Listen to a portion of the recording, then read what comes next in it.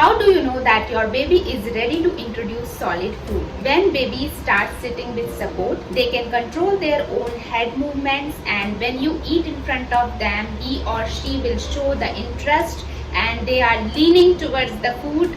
It's a good sign that your baby is ready to introduce solid food. Iron and zinc are most important nutrients once your baby turns 6 months old. Whatever solid food you are choosing, make sure the consistency is thin and gradually you can improve thin to thick texture accordingly. You can start with 1 spoon 2 times in a day and gradually you can increase the portion. You can offer one solid ingredients 3 to 4 days in a row so that if your baby has any kind of allergy with that food, you will also get to know. Fruit purees are one of the best options to introduce as a solid food to your baby.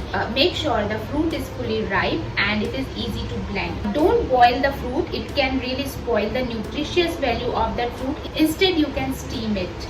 Introduce only one fruit at a time and later on you can mix with another fruit. Initially avoid sour fruits or citrus fruits like pineapple, oranges because it can create severe allergy to your baby. Moreover, your baby can have sore throat after consuming those kind of fruits. Once your baby get adjusted with fruit puree, you can introduce vegetable puree. Make sure that you select one vegetable at a time and it is fully cooked, and you can use boiled water to cook the vegetable. You can also add formula and breast milk in the puree. You can select carrot puree, beetroot puree, tomato puree, potato puree, peas puree. There would be many options once your baby is ready to eat solid foods. Once your baby is around 6.5 months, you can definitely introduce single grain cereals to your baby. Before choosing any single grain cereal, make sure that it is specially prepared for infants only. It has label according to baby's age. Rice cereal is the most common option which is chosen by many people, but you can also go for oats meal and barley cereal as well.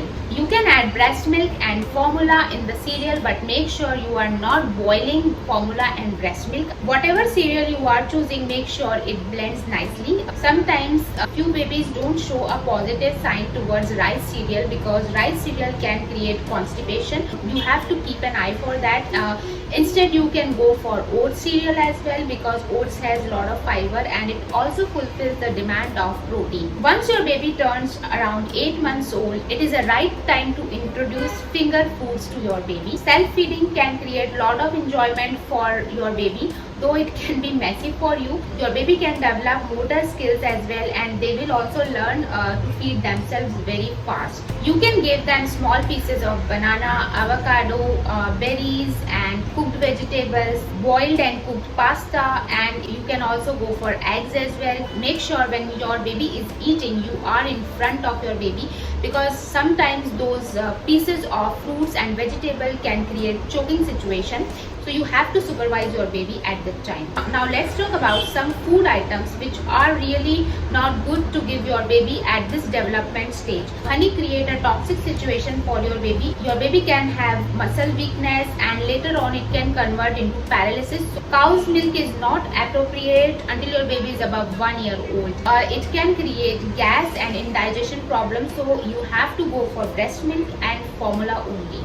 Avoid those kind of foods which can create choking situation and they are round in shape like grapes, nuts, hard candies. Please avoid excessive salt and sugar in your baby's diet because your baby's kidneys and taste buds are still developing. Your baby can be allergic to peanuts and tree nuts and soy. So initially it would be recommended to avoid those kind of foods. Please avoid high fiber foods because it can create a diarrhea problem in your baby. Avoid spicy food because it can create problem with the digestion system. So this is the list of do's and don'ts when you are planning to shift your baby on solid diet. I hope you have liked this information. If you think that this video is helpful for you, then please take a moment to subscribe my channel. I will see you in my next video. Till then.